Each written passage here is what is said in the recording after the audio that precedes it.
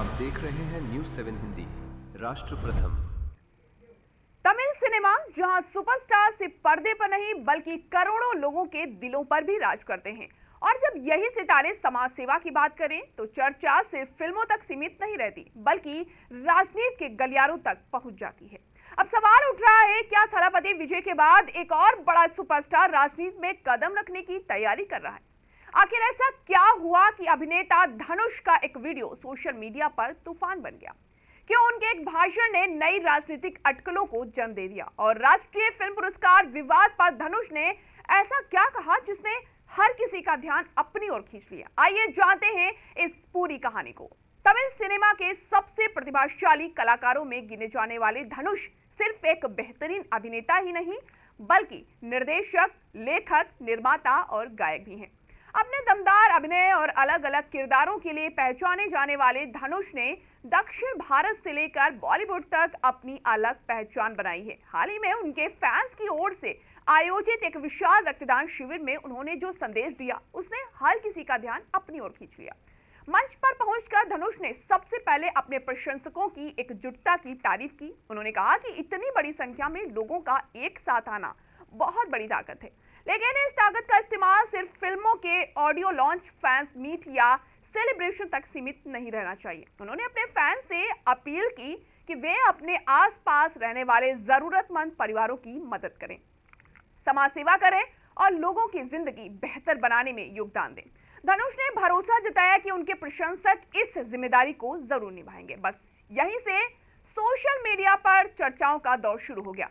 कार्यक्रम का video viral हुआ तो लोगों ने धनुष के हाव भाव, मंच पर अभिवादन करने के तरीके और भाषण देने के अंदाज की तुलना नेताओं से करनी शुरू कर दी।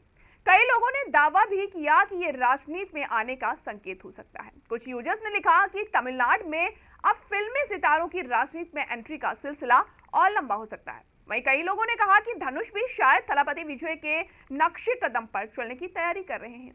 यहाँ यह समझना भी बहुत जरूरी है कि थलापति विजय सिर्फ तमिल सिनेमा के सबसे बड़े सुपरस्टार नहीं है बल्कि अब उन्होंने सक्रिय राजनीति का रास्ता भी चुन लिया है। विजय ने अपनी राजनीतिक पार्टी बनाकर तमिलनाडु की राजनीति में नई शुरुआत की और फिल्मों से दूरी बनाकर पूरी तरह जनता के बीच काम करने का फैसला किया।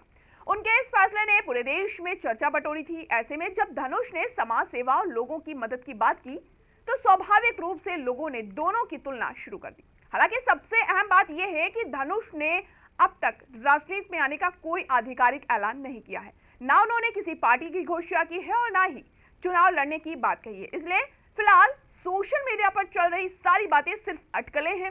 इसी कार्यक्रम के दौरान धनुष ने राष्ट्रीय फिल्म पुरस्कारों को लेकर भी बड़ी सादगी से अपनी राय रखी। उन्होंने कहा कि वर्ष 2024 में उनकी निर्देशित फिल्म रायन से बेहतर कई तमिल फिल्में भी थीं, लेकिन उन्होंने लोगों से अपील की कि विवादों में उलझने के बजाय इस बात पर गर्व करना चाहिए कि एक ही साल में एक तमिल कलाकार को 2 राष्ट्रीय सम्मान मिले। दरअसल धनुष को फिल्म कैप्टन मिल में शानदार अभिनय के लिए स्पेशल मेंशन मिला, जबकि उनकी निर्देशित फिल्म रायन को सर्वश्रेष्ठ तमिल फिल्म का राष्ट्रीय पुरस्कार दिया गया। इन पुरस्कारों के बाद सोशल मीडिया पर काफी बहस छिड़ गई। कुछ लोगों ने रायन की जीत पर सवाल उठाए, लेकिन धनुष ने बेहद विनम्रता के साथ सभी विवादों को शांत करने की कोशिश की। बाद में उन्होंने दिग्गज अभिनेता ममूटी के साथ अपनी खुशी भी साझा की और दोनों की तस्वीरें सोशल मीडिया पर खूब वायरल हुई। अगर धनुष के फिल्मी सफर की बात करें तो उन्होंने हर तरह के किरदार निभाकर खुद को एक वर्सेटाइल अभिनेता साबित किया है। हिंदी फिल्म रांझुड़ा से उन्होंने पूरे देश के दर्शकों का दिल जीता। असुरन में उनका दमदार अभिनय आज भी याद किया जाता है और इस फिल्म को राष्ट्रीय स्तर पर भी खूब सराहना मिली।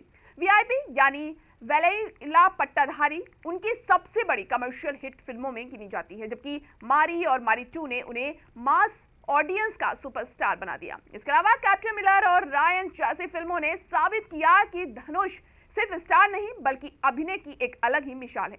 और यही वजह है कि आज धनुष का हर बयान सिर्फ फिल्मी दुनिया तक सीमित नहीं रहता बल्कि समाज और राजनीति तक चर्चा का विषय बन जाता है। फिलहाल ये कहना जल्दबाजी होगी कि वो राजनीति में उतरेंगे या नहीं, लेकिन इतना जरूर है कि उनके एक भाषण ने तमिलनाडु की राजनीति और सिनेमा दोनों में नई बहस छेड़ दी है। तो फिलहाल धनुष ने राजनीति में आने की कोई घोषणा नहीं है की है, लेकिन उनके शब्द, उनका अंदाज और समाज सेवा का संदेश लोगों के बीच नई उम्मीद, नई चर्चा जरूर छिड़ दी है। अब देखना दिलचस्प होगा, क्या धनुष सिर्फ पर्दे के हीरो बने रहेंगे या भविष्य में जनता के बीच भी नई भूमिका निभाते नजर आएंगे।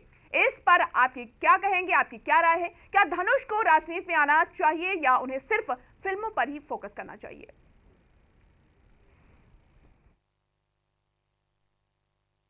ये नया और बेहतर डीबीटी वाला घड़ी, ओ इसमें भाई साहब, क्या डीवीडी? इस दाग को मिटाओ तो जाने। ये दाग नहीं, घड़ी के लिए बस निशान है।